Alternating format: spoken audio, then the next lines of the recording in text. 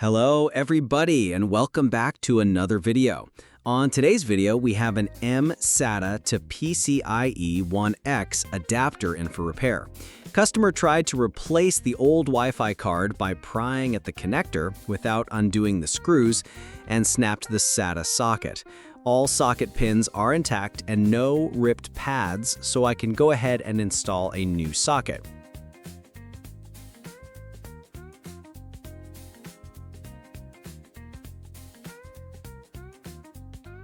First things first, I will check the Wi-Fi module components for any blown caps, as customer did try to use the adapter again after thinking it would be working. Electronic components usually give telltale signs if has been shorted out or has had a blown cap or fuse. Visual inspection is always needed as not to second guess our work at the end during testing.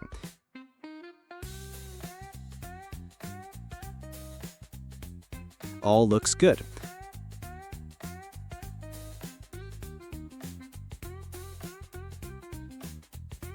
I used a healthy dollop of blue tack to hold things steady and in place during the soldering process, just so things wouldn't move about.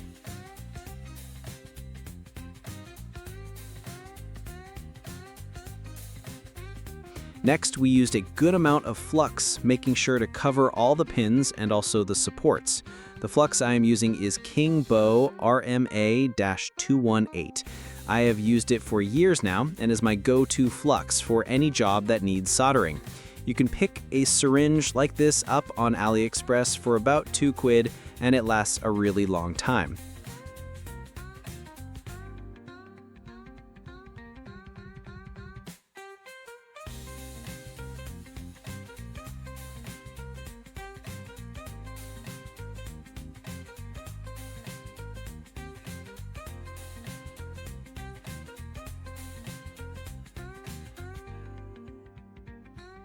Manufacturers typically use leaded solder when making PCBs, so what I am doing here is flooding the leaded solder out and replacing it with some non-leaded, which is much easier to work with as it melts at a lower temperature.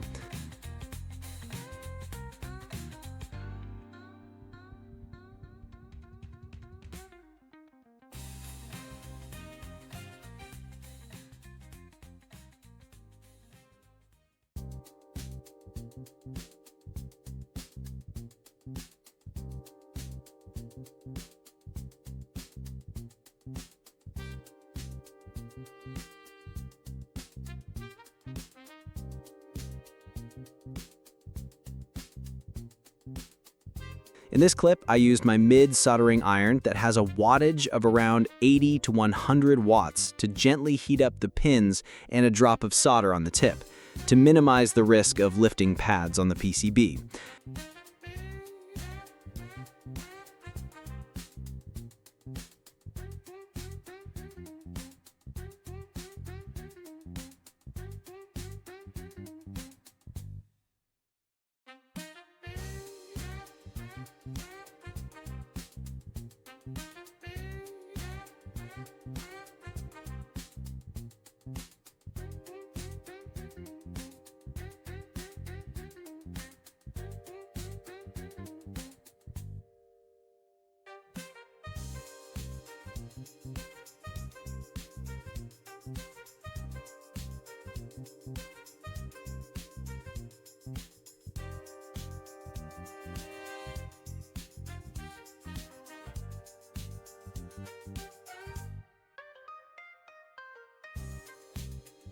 After a good amount of non-leaded solder had mixed onto the existing connections, we used a heat gun set to 100 degrees to gently heat up the PCB and the socket. Heating a PCB gradually ensures that the entire PCB reaches temp equally. Otherwise, if you blast the plastic of the socket with, let's say, 500 degrees straight out the box, you run the risk of melting the socket, overheating surrounding components, and worst come to worst, as you lift off the socket, you could lift off the pads on the PCB with it.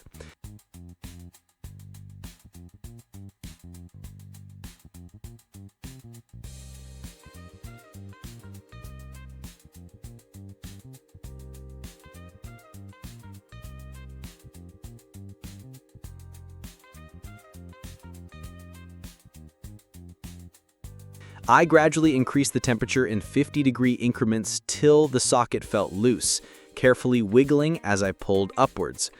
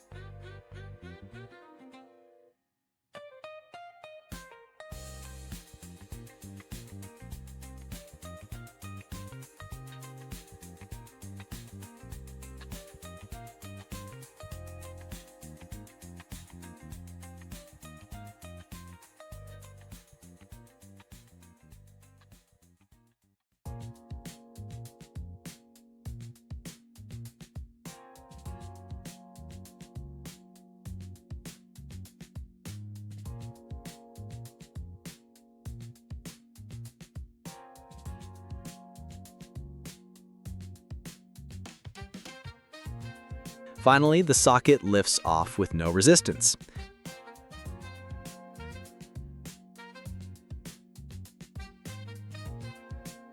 Next, I cut a little bit of braided copper wire to roughly 10 mil. This will be used to soak up the remaining solder on the pads so fresh solder can be put back on to ensure a solid connection between the pins and the pads.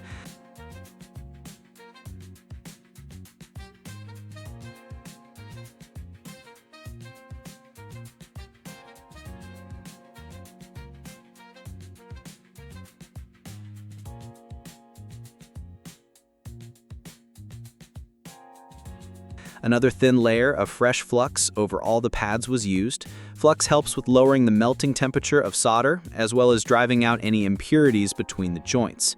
Also, it helps a lot with soldering tight spaces to ensure the pads do not bridge or short.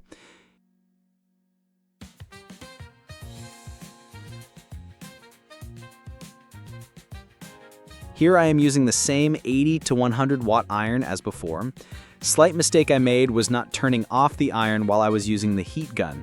If I had done, I could have changed the tip for a slightly bigger wedge-shaped one and wouldn't have been so difficult to keep the braided wire from moving around so much, as you can see. But it got the job done.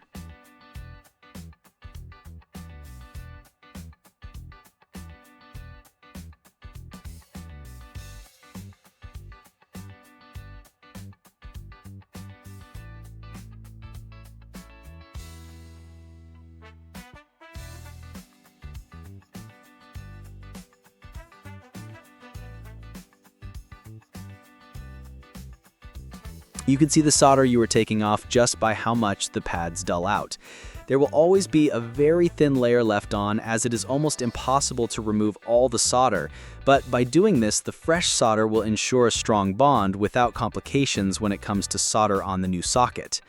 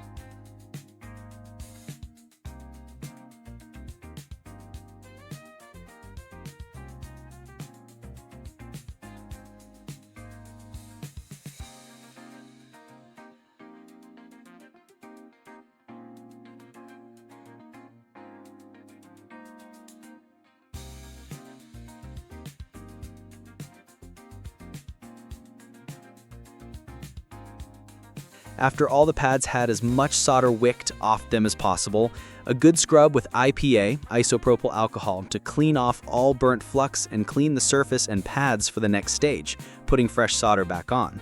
A combination of Q-tips and alcohol wipes was used to scrub and ensure all old flux had been removed.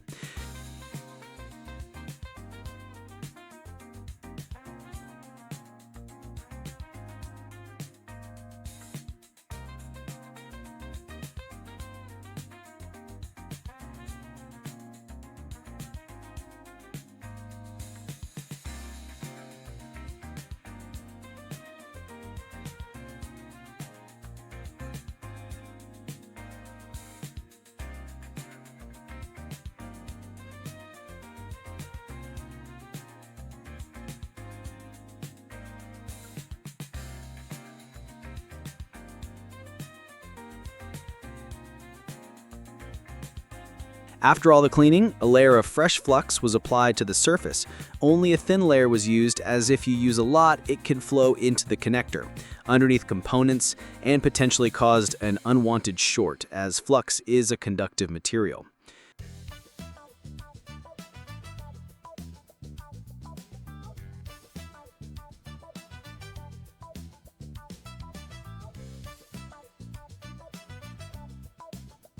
Now for the best part, flowing fresh solder back on. I used the same iron again with just a tiny bit of solder on the tip and gently dragged the iron over the pads. You can see how the dulled pads are soaking up the fresh solder by the shine.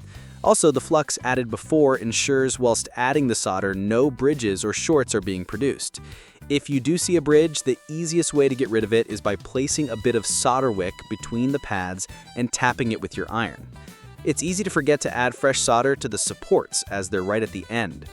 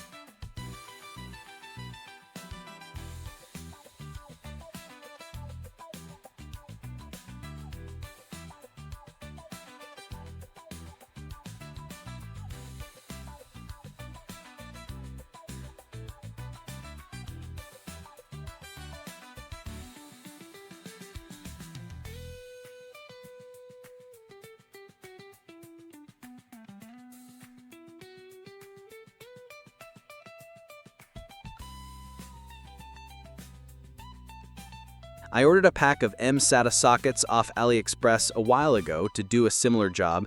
These sockets happened to be the exact height I needed to do this job, so I used what I already had. Packs of any sockets are cheap off AliExpress. This pack cost me around £3 plus shipping. Only downside from ordering from AliExpress is the shipping times, as it took almost a month to arrive to the UK. First thing I did was to check all pins aligned and the support pads were in the correct place. Sometimes, like with USB, the supports are in a different place to the rear of the socket. Also, there are many different USB connectors, some with 4, 8, 12 pins, and you have to look closely at the connector you have desoldered to get the correct replacement.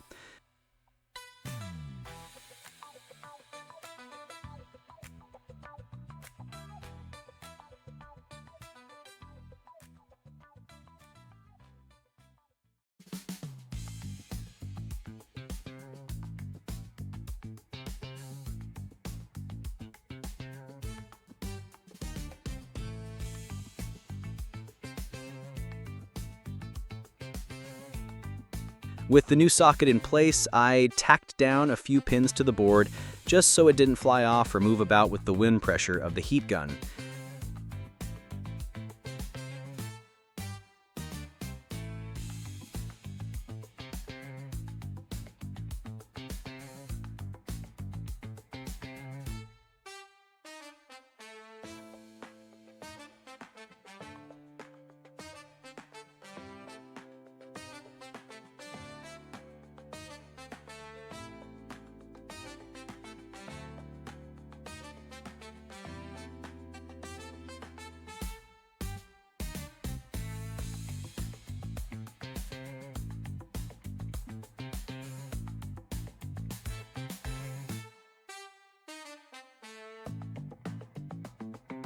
The same process of desoldering, I gradually increased the temperature of the heat gun to around 300 degrees. Fan speed was around 60%, pressing the socket down slightly with a little pressure.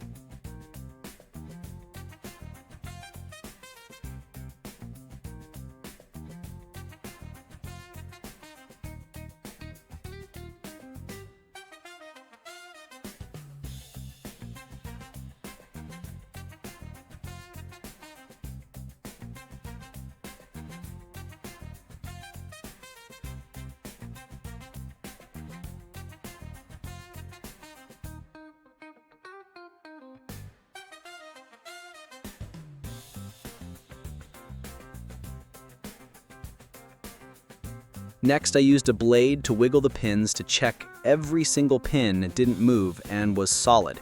This ensures that all pins are connected and are soldered down correctly. If there are any loose, it's an easy fix to go back over them with the soldering iron once again.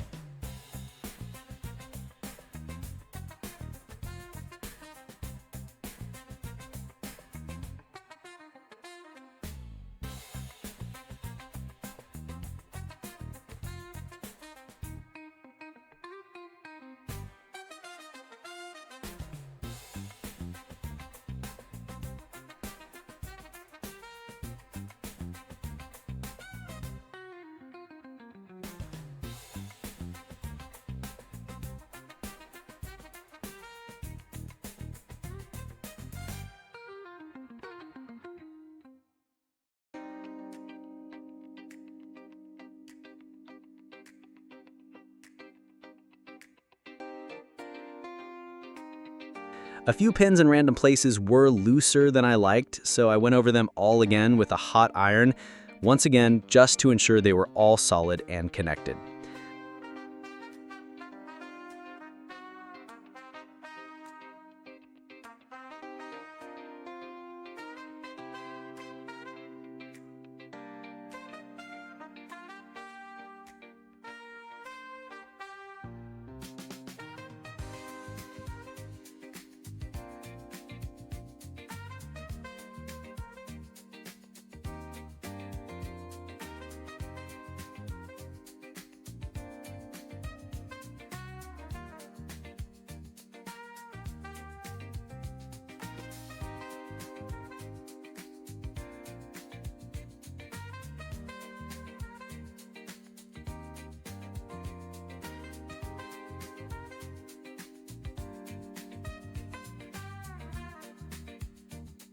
I gave everything a thorough scrub with IPA once the soldering had been finished, inside the connector, components around, and the back of the PCB.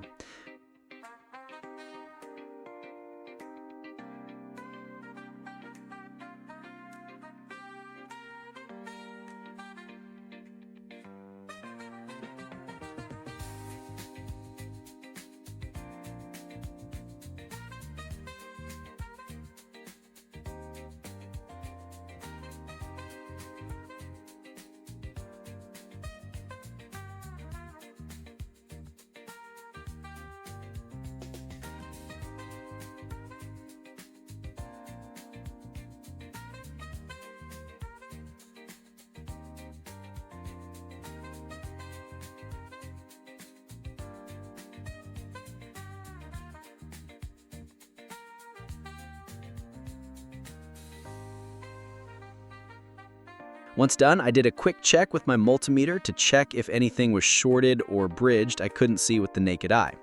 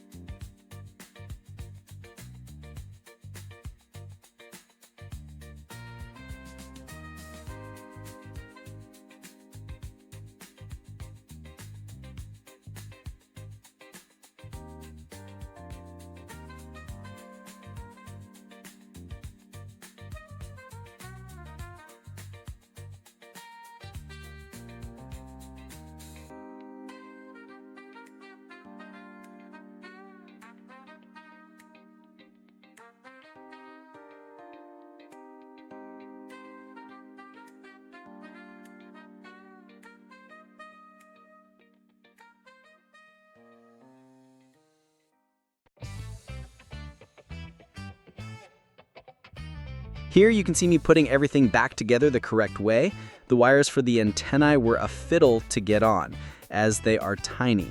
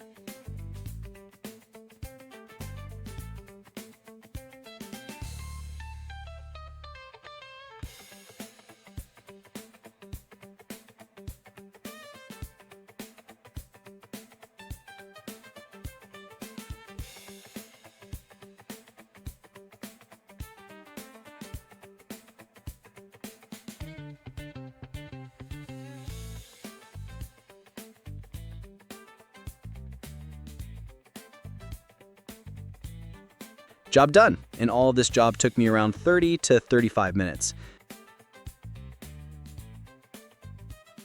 Take a note of the model number of this Intel Wi-Fi card, as will show up when testing in my main PC.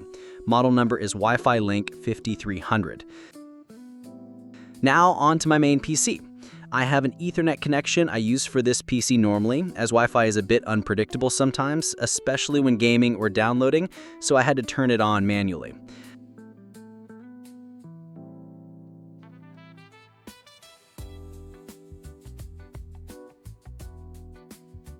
The list is blurred out because it had information of surrounding Wi-Fi networks I did not want to publish worldwide, but I tried to make the blur visible enough to see what I was doing but not legible.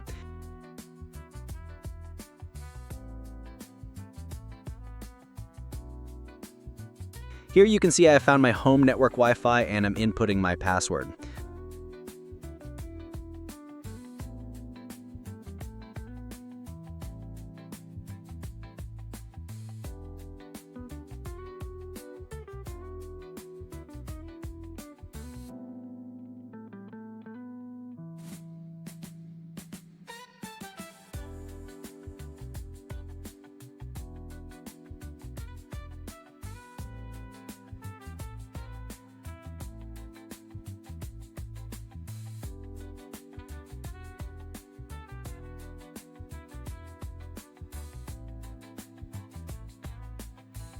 I got the password wrong the first time, as it is a scramble of letters and words.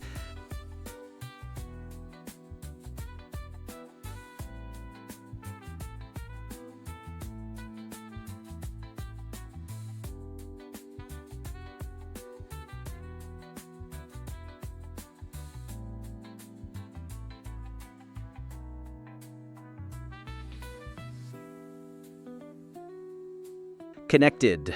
Everything works perfectly. Please remember to subscribe and hit that like button. I will catch you all in the next video.